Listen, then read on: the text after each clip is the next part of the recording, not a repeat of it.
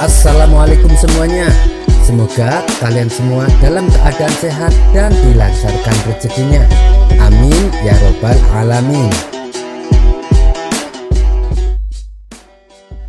Pada suatu hari, Baginda Raja sedang termenung di atas singgasananya. Ia tampak memikirkan sesuatu yang serius.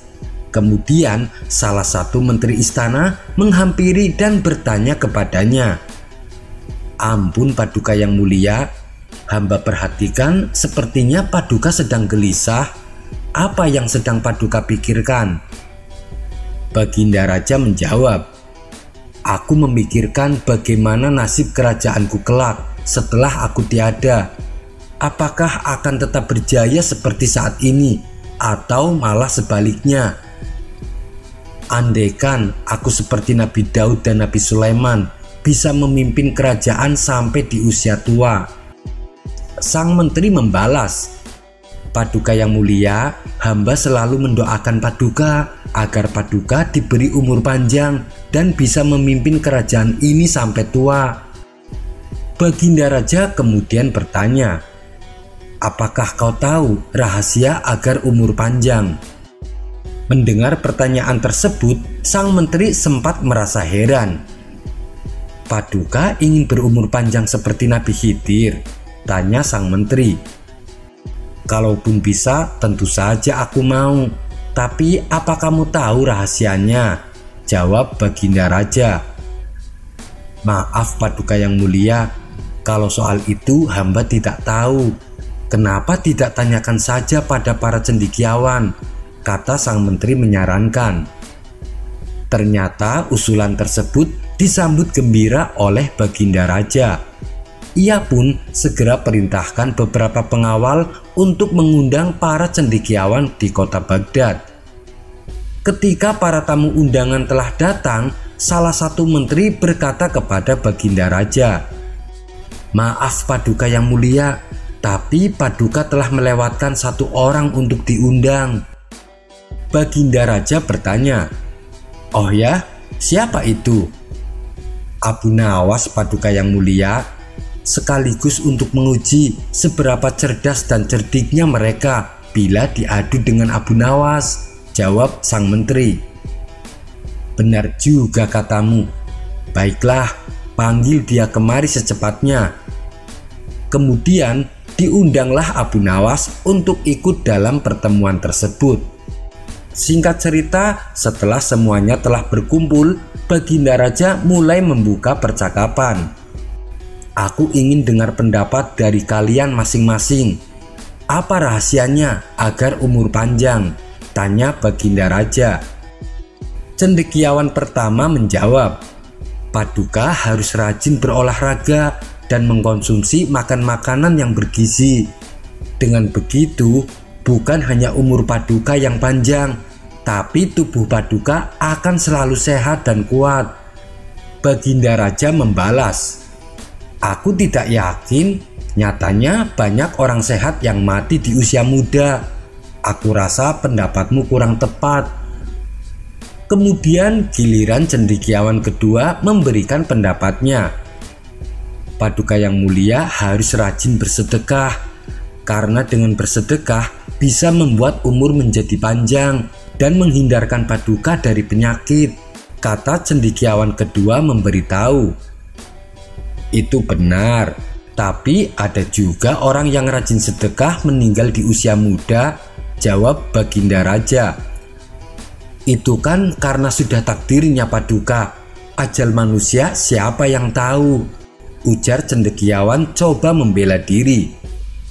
"Memang betul, tapi pada intinya ada juga kan yang meninggal di usia muda," balas Baginda Raja. Cendekiawan kedua hanya terdiam tak mampu membantahnya. Kini giliran cendekiawan ketiga memberikan pendapatnya. "Kalau menurut saya, cara yang paling tepat adalah menyambung silaturahmi Paduka. Bukankah dalam ajaran agama kita, bila seseorang menyambung silaturahmi akan diberikan umur yang panjang?" kata cendekiawan ketiga. "Iya, aku setuju. Tapi bukankah ada juga orang yang meninggal di usia muda meskipun dia rajin menyambung silaturahmi? Balas Baginda Raja. Itu dikarenakan dia ditakdirkan meninggal di usia muda, Paduka. Tak ada seorang pun yang bisa lari dari takdir kematian, meskipun hanya sedetik, ujar cendekiawan ketiga. Iya, benar. Tapi pada intinya ada juga kan yang meninggal di usia muda, kata Baginda Raja. Terakhir tibalah giliran Abu Nawas. Wahai Abu Nawas, bagaimana dengan pendapatmu?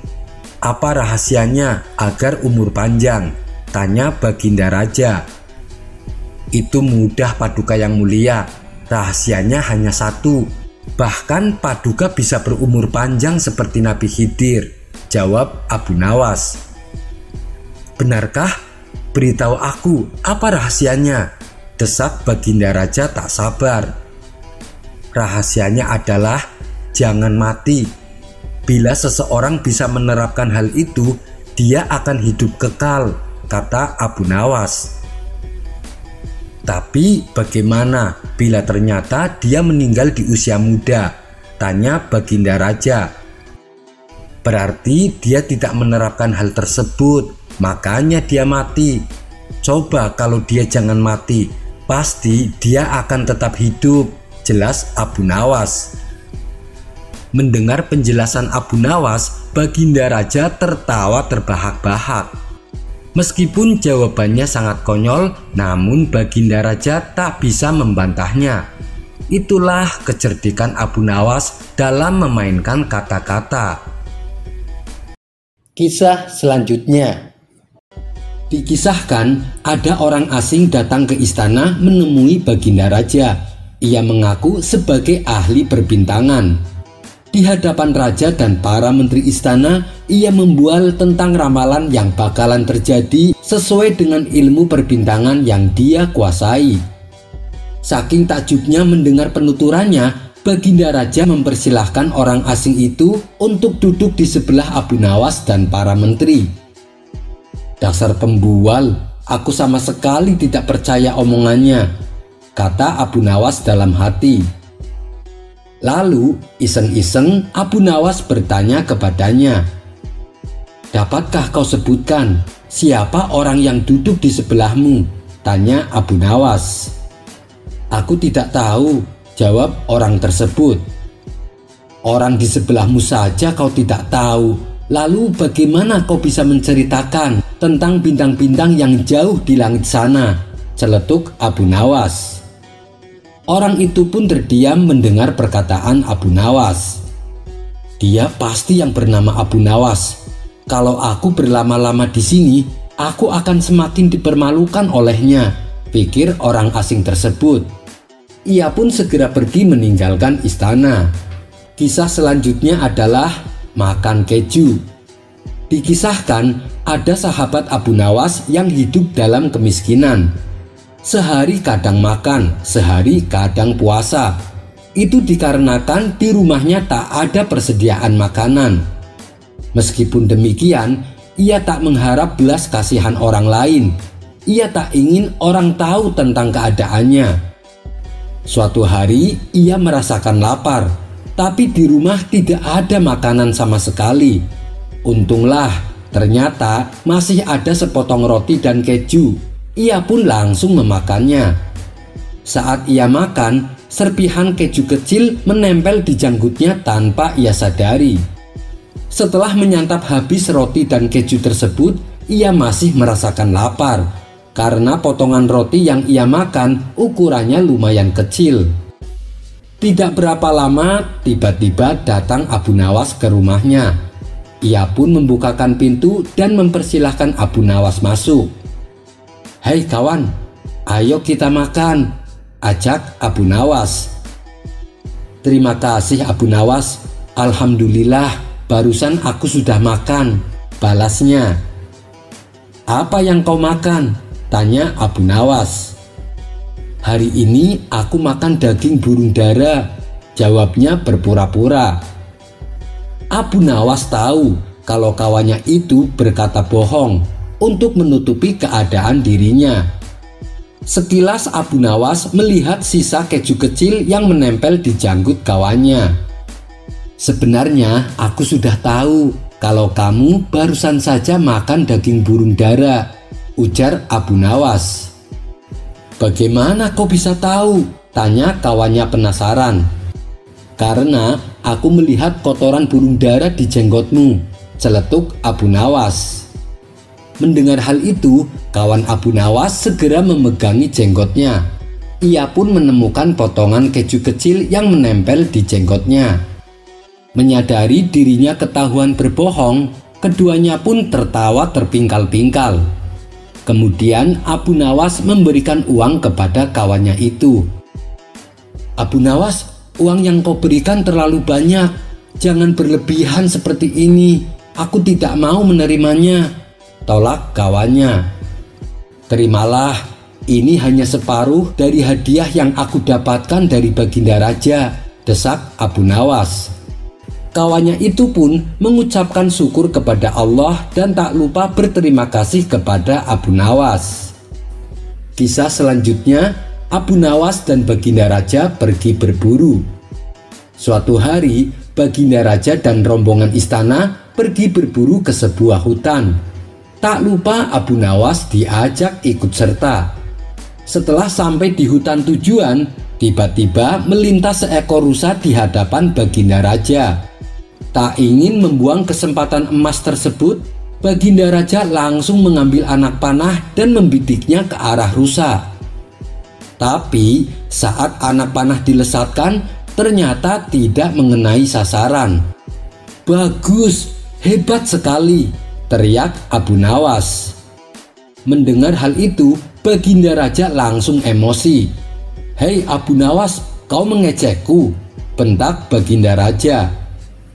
"Tidak Paduka, aku sedang memuji hewan rusa itu karena telah menghindar dengan baik," jawab Abu Nawas. Semua orang yang ada di situ pun tertawa terpingkal-pingkal, termasuk Baginda Raja sendiri. Kisah selanjutnya, Abu Nawas dan Dajjal. Suatu hari Abu Nawas pergi ke kota Basroh. Karena ia tak punya kenalan di tempat itu, maka ia menyewa sebuah penginapan untuk beberapa hari. Ternyata penginapan yang ia tempati kondisinya sudah sangat tua dan rusak. Abu Nawas kemudian menemui pemilik penginapan tersebut. "Tuan, penginapan yang Tuan sewakan padaku sangat berbahaya. Langit-langit dan temboknya sering berdenyit, meskipun hanya terkena hembusan angin kecil," kata Abu Nawas. "Tidak ada yang perlu dikhawatirkan, karena penginapanku menyesuaikan usia bumi ini," balas si pemilik. "Maksud Tuan bagaimana?" tanya Abu Nawas tak mengerti. "Usia bumi yang kita tinggali ini kan sudah tua dan sangat rapuh. Tapi meski demikian, bumi ini masih terlihat kokoh dan kuat. Tak akan hancur sampai menunggu datangnya hari kiamat," ujar si pemilik beralasan. "Kalau Tuan menyamakan usia bumi ini dengan penginapan Tuan, saya khawatir Dajjal tidak akan jadi datang karena keburu kiamat duluan," timpal Abu Nawas.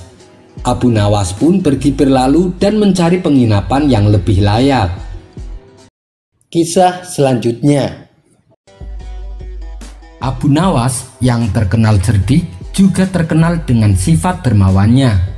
Setiap ada kawan yang datang ke rumah, Abu Nawas selalu mengajaknya makan bersama. Namun sayang, kedermawanan Abu Nawas ini justru dimanfaatkan oleh kawan-kawannya yang rakus. Ketika mereka merasakan lapar, mereka mendatangi rumah Abu Nawas berpura-pura ingin bersilaturahmi. Tentu saja Abu Nawas menyambutnya dengan hangat dan mengajak mereka untuk makan bersama.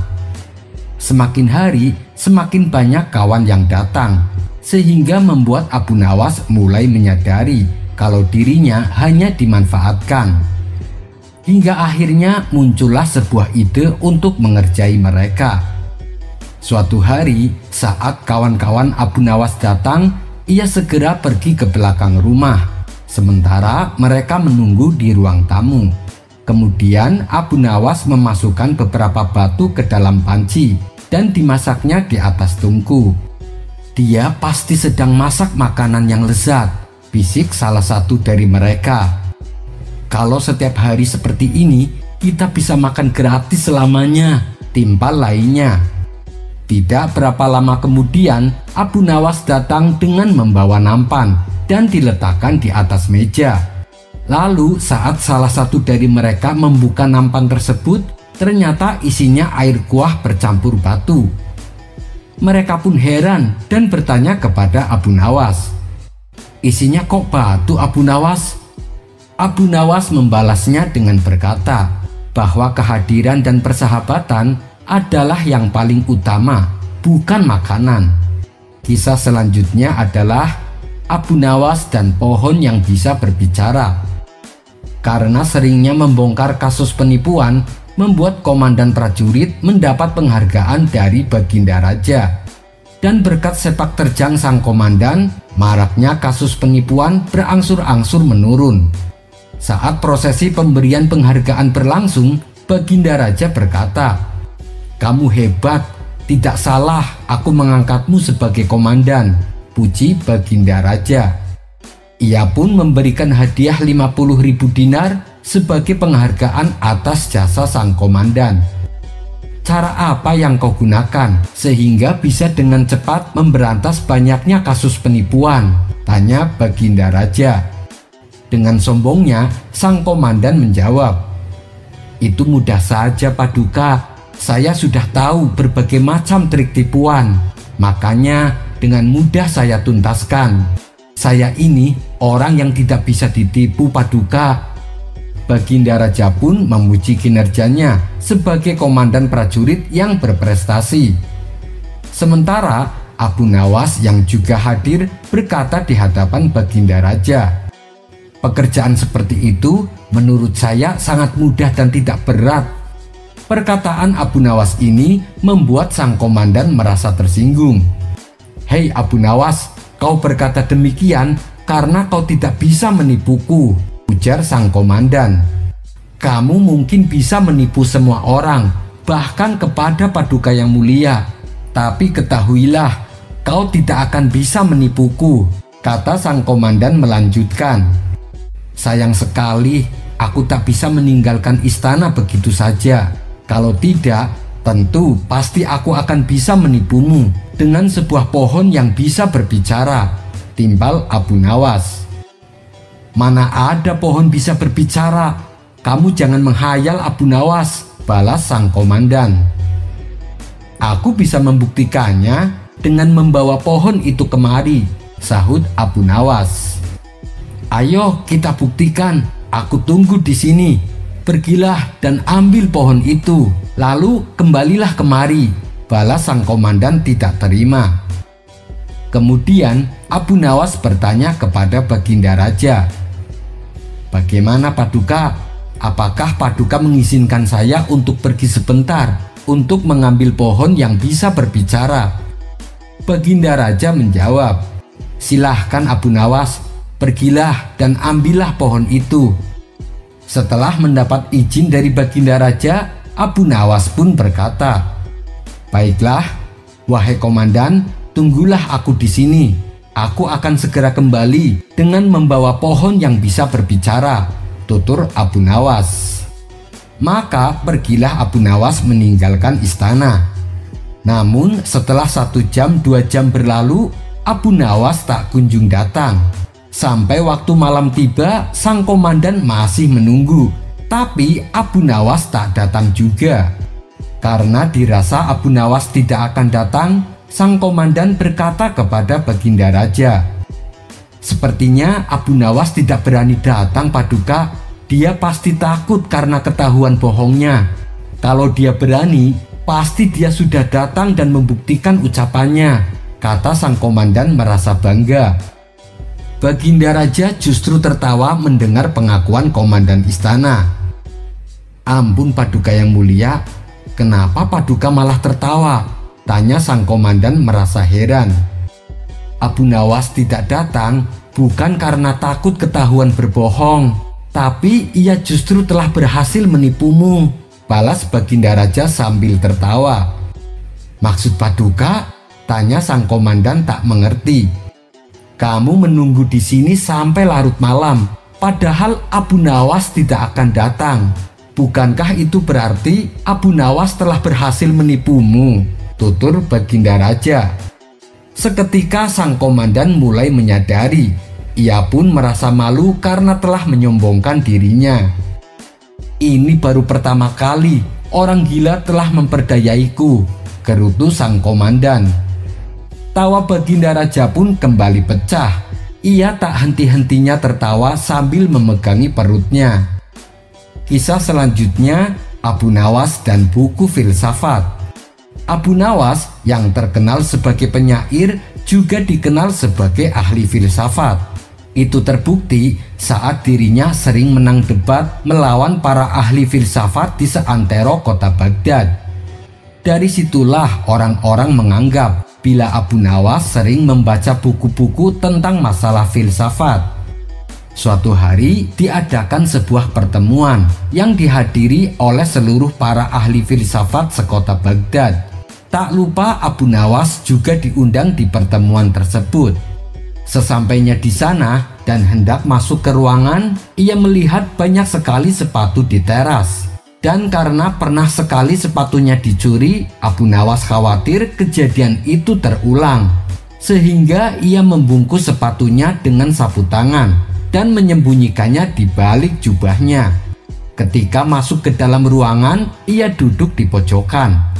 Salah seorang filsafat yang duduk di samping Abu Nawas melihat tonjolan di balik jubahnya.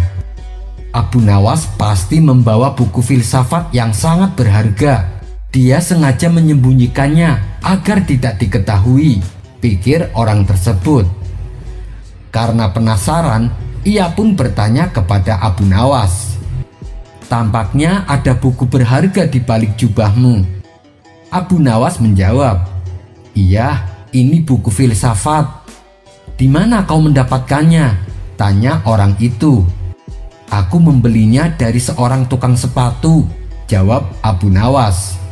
Orang yang bertanya itu pun hanya bisa melongo dan heran dengan jawaban Abu Nawas. Kisah selanjutnya adalah Abu Nawas menyamar jadi gembala. Ada-ada saja akal cerdik Abu Nawas. Demi untuk mendapatkan keuntungan besar, ia rela menjadi seorang gembala. Suatu kali, Abu Nawas pergi ke pasar dengan menyamar sebagai orang gembala. Ketika dia bertemu dengan penjual cincin, dia mengatakan bahwa cincin tersebut hanyalah cincin biasa dan dia akan bersedia membelinya dengan harga 5 dinar. Silahkan, ini memang cincin biasa, balas si penjual. Setelah transaksi selesai, Abu Nawas pulang ke rumah dan mengganti pakaiannya dengan jubah yang mewah, sehingga tampaklah kewibawaan terpancar pada diri Abu Nawas. Kemudian ia kembali ke pasar untuk menjual kembali cincin yang barusan dibelinya. Di depan orang-orang yang berlalu lalang, Abu Nawas berteriak, "Ini cincin yang luar biasa. Hanya orang tertentu saja yang memilikinya. Silahkan dibeli kalau kalian berminat." Melihat penampilan Abu Nawas yang berwibawa, beberapa orang kaya menghampirinya. "Berapa harganya Tuan Abu?" tanya mereka. "Untuk kalian harganya cukup 100 dinar, jawab Abu Nawas. Karena masing-masing dari mereka saling berebut untuk mendapatkan, maka Abu Nawas membuat keputusan untuk melelangnya. Siapa yang berani menawar harga paling tinggi, maka dialah yang berhak membelinya. Akhirnya cincin Abu Nawas yang berharga 5 dinar bisa terjual dengan harga 1000 dinar.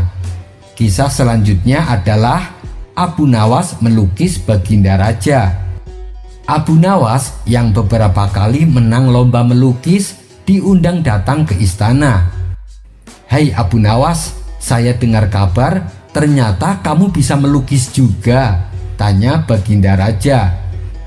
"Benar Paduka, alhamdulillah," beberapa kali hamba memenangkan lomba, jawab Abu Nawas. Berarti kamu bukan hanya bisa Abu Nawas, tapi kamu pandai melukis, puji Baginda Raja. Ya begitulah Paduka, timbal Abu Nawas. Sekarang aku ingin kamu melukis saya Abu Nawas. Nanti saya akan beri hadiah uang yang banyak, pinta Baginda Raja. Baik Paduka yang mulia, hamba siap melaksanakan titah Paduka, sahut Abu Nawas. Kemudian Baginda Raja duduk di singgasana dengan mengenakan jubah kebesarannya. Sementara Abu Nawas mulai fokus melaksanakan tugasnya, yaitu melukis Baginda Raja. Setelah 1 jam kemudian, akhirnya lukisan pun jadi. Abu Nawas segera memberikannya kepada Baginda Raja. Melihat lukisan Abu Nawas, Baginda Raja seketika menjadi emosi, karena di lukisan tersebut Baginda Raja dalam keadaan telanjang. Apalagi perut buncitnya sengaja digambar sangat jelas. Kurang ajar kamu Abu Nawas, kamu berani melecehkan saya, bentak Baginda Raja. Dengan entengnya Abu Nawas menjawab, bukankah Paduka yang mulia sudah tahu, begitulah gambaran seseorang kelak di hari kiamat, semuanya telanjang tanpa jubah kebesaran. Sesungguhnya kemuliaan seseorang hakikatnya ketika tanpa jubah kebesaran dan tanpa sandaran apapun. Karena kemuliaan seorang hamba di mata Allah hanya pada ketakwaannya. Mendengar penjelasan Abu Nawas, Baginda Raja hanya terdiam. Ia pun bingung, apakah harus marah dan menghukum Abu Nawas atau memberinya hadiah sesuai dengan janji yang telah disepakati. Karena apa yang dikatakan Abu Nawas benar adanya, akhirnya dengan terpaksa Baginda Raja memberinya hadiah sejumlah uang. Kisah selanjutnya. Dikisahkan di kampung seberang ada seorang rahib yang terkenal religius. Orang-orang di sana menganggap bahwa sang rahib bisa mengetahui hal-hal yang gaib. Tak pelak dirinya menjadi panutan warga. Banyak orang yang berdatangan untuk meminta doa. Ada juga yang meminta untuk diramal masa depannya. Sang rahib sesumbar bahwa dialah jalan menuju surga. Barang siapa ingin selamat dari siksa api neraka, maka harus menurut apa yang dikatakan oleh sang rahib. Tentu saja hal ini membuat orang-orang ingin menjadi muridnya. Sang rahib menyebarkan ajarannya bukan hanya di kuil tempat ia menginap, melainkan juga di pasar-pasar yang penuh dengan keramaian. Suatu hari, sang rahib melancong ke daerah Abu Nawas. Ia bermaksud untuk menyebarkan ajaran miliknya. Setelah memasuki gerbang kota Baghdad, ia berjalan menyusuri lorong-lorong kota. Dengan berpakaian layaknya orang suci, sang rahib berjalan menggunakan tongkat di tangannya. Karena baru pertama kali memasuki kota Baghdad, ia terlihat kebingungan. Ia tak tahu jalan arah menuju pasar. Beberapa kali ia mondar-mandir tepat di depan rumah Abu Nawas. Abu Nawas yang kebetulan sedang duduk di depan rumahnya terus memperhatikan sang rahib. Hingga timbullah perasaan curiga pada diri Abu Nawas. Gerak-geriknya sangat mencurigakan, tapi sepertinya dia bukan maling. Masa maling berpakaian seperti orang suci? Pikir Abu Nawas dalam hati. Karena penasaran, Abu Nawas pun menegurnya. Wahai tuan, sepertinya Anda bukan orang sini. Siapa Anda? Tanya Abu Nawas. Anda benar, saya memang bukan orang sini. Saya adalah seorang rahib, jawab orang tersebut. Rahib? Apa itu rahib? Tanya Abu Nawas kembali. Rahib itu adalah orang yang membimbing manusia menuju jalan ke surga, kata sang rahib menjelaskan. Oh begitu ya, tapi dari tadi saya perhatikan Anda terlihat sedang kebingungan. Sudah beberapa kali Anda mondar-mandir tepat di depan rumah saya. Memangnya Anda mau kemana? Tanya Abu Nawas. Saya mau berdakwah di pasar, tapi saya tidak tahu kemana jalan arah menuju pasar, jawab sang rahib. Mendengar jawaban tersebut, spontan Abu Nawas tertawa. Hal ini membuat sang rahib menjadi emosi. Ia merasa harga dirinya direndahkan. Kenapa kamu tertawa? Kamu mengejek saya, bentak sang rahib. Bukan begitu tuan, Anda jangan salah paham, balas Abu Nawas mencoba menenangkan. Lalu kenapa kamu menertawai saya? Tanya sang rahib bertambah emosi. Begini tuan, saya cuma tidak habis pikir. Anda kan mengaku sebagai rahib, orang yang katanya bisa membimbing manusia menuju jalan ke surga. Bagaimana Anda bisa membimbing manusia ke jalan surga? Sementara jalan menuju pasar saja Anda tidak tahu, celetuk Abu Nawas. Wajah sang rahib mendadak berubah pucat karena menahan malu. Ia pun segera pergi meninggalkan Abu Nawas. Sampai bertemu lagi di kisah selanjutnya. Wassalamualaikum warahmatullahi wabarakatuh.